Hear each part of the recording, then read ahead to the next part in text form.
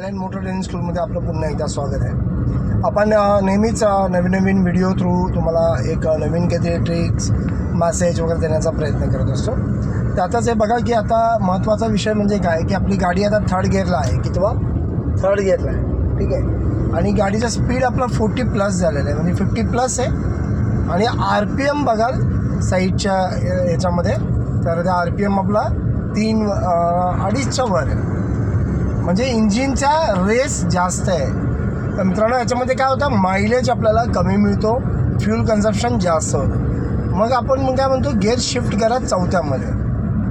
RPM किती आला 2000, म्हणजे हे ॲक्च्युअल तुमचा ड्रायव्हिंग आहे. 2000 RPMच्या आसपास जर तुम्ही गाडी चालवणार तर तुम्हाला ॲक्च्युअल मायलेज मिळणार. RPM हा नेहमी लोअर असला पाहिजे. हायर RPMला तुम्हाला मायलेज कमी देणार गाडी. आता बघा मी 5वा टाकलेला आहे, 2000च्या खाली RPM आहे आणि आपला स्पीड मिनिमम 60चा आहे, म्हणजे सेफर. Okay, thank you.